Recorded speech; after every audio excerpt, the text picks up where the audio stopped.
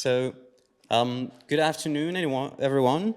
Um, I'm Kevin Blanco Valle, co-founder and chief scientific officer at Bionex. We're a small biotech startup, in case you were wondering. So, let's get it started. I think we can all agree on one concept here, is that basically waste is a lack of imagination. Waste has been discussed and debated as in the concept here of data centers as something that was wrong. But here at Bionex, we're basically turning data centers heat into life. So what life are we turning data centers heat into? So it's this. And for those who are wondering, no, this is not AI generated. It's basically like one of nature's smallest factories, which is microalgae. So why would we grow microalgae? Microalgae is like a very efficient, tiny factory that can produce like a wide array of highly valuable natural biocompounds, including omega fatty acids, antioxidants, antidiabetic, food colorants, natural food colorants, and precursors to biofuels, among others. So let's talk briefly about like the broken loop we're going to close here, which is basically based on three different pillars. The first one you're very familiar with, which is massive waste. Up to 99% of the energy that data centers is wasted as heat. This is a massive loss that today has currently zero returns in most cases. That's obviously not the case here at Duke Green, but yeah, that's why we're here. The second pillar we're basing our solution on is the supply crisis for algae-based compounds. Because algae-based compound markets are currently booming due to a wide array of reasons, and supply chains are currently struggling to keep up with the demand. And the third one is basically climate pressure. As data centers, energy demand will surge of an approximate 165% by 2030, and this will force the infrastructures to go green. So here's the solution, and it's fairly simple, but yet elegant. What you can see is that we have here data center operations creating energy, thermal energy, that is basically then recovered through hydro-cooled infrastructure. This heat allows us to grow microalgae with the waste heat and also eventually like CO2 capture. We utilize that to grow microalgae in photobioreactors. Once the microalgae has reached the maximum capacity, we then can harvest it and extract the different biocompounds we've been talking about briefly. So let me illustrate that with an example. Some of you may have recognized here the Yellowstone caldera in the national park in the United States.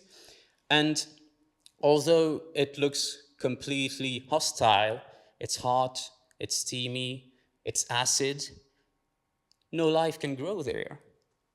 On the contrary, there's a myriad of microorganisms that are striving over there, including one of them, which is Galderia sulfuraria, which is a microalgae that I'm going to talk about in the next couple of slides. So what Galderia sulfuraria is doing, it's basically one of the main producers of phycocyanine. Phycocyanine, although you probably didn't hear about it, is 20 times stronger than vitamin C. It is backed by tens of thousands of preclinical and clinical research to have support of the brain. It's also considered as hepatoprotective. It's modulating the immune cell activity, among other major benefits. It's also a natural source.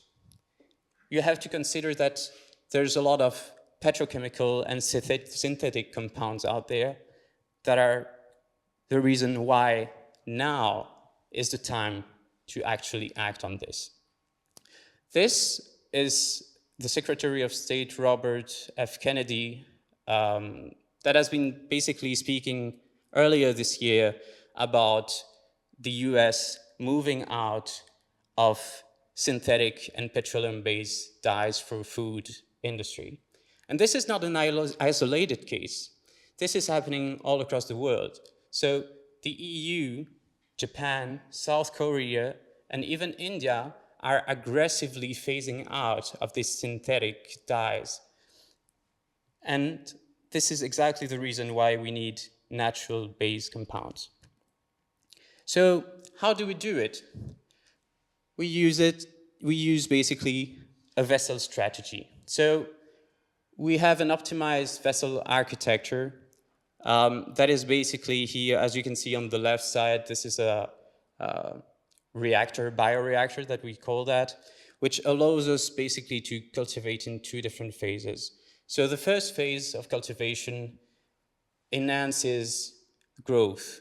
The idea here is to get a maximum of biomass as possible under very controlled conditions, as you can see over there on the picture. We control temperature, we control pressure, we control nutrient depletion, oxygen levels, and CO2 levels, among other parameters. Then comes into like what we call the blue phase in the case of phycocyanine, because it's a blue component. The idea there is to induce stress into these microalgae to force them to produce phycocyanine. After these two steps, we basically harvest the microalgae and then extract the biocompounds of interest with solvent-free methods. So what is in there for data centers? The important thing here for us is basically temperature. Temperature is the real game changer. So as you can see, microalgae has been generally grown as prawns and shrimps have been grown in very tropical areas where the temperature is very high, in big ponds, basically, in the outside.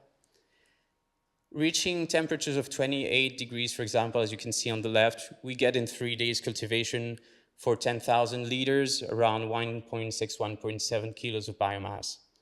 But if you go to 55 degrees, optimized in these stainless steel vessels, we basically get like 10-fold output on this biomass. And this is the reason why we're there. It's not just working with phycocyanine, neither with Galleria sulfuraria, but it's working with a plethora of different microalgae. It's working also with other microorganisms. And with this platform and this circular infrastructure, we're unlocking multiple multi-billion-dollar markets, including the three there that I mentioned, which are omega-3 fatty acids, natural antioxidants, and beta-glucans. These different compounds can be produced by microalgae, but also these different compounds are sought by a plethora of different markets. There are like aquaculture, that are seeking omega-3 fatty acids.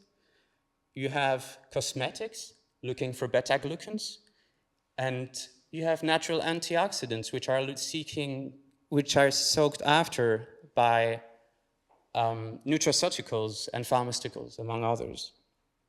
So here we inherently have a future-proof, adaptable platform that works with multiple species that can rapidly adapt to emerging market trends because it's very flexible, but it's also designed to be scalable and work with a wide area of like biocompounds. So here at Bionex, what we're doing is creating biocircular infrastructures that are clean, highly efficient, and totally symbiotic with data centers and their robots. Thank you.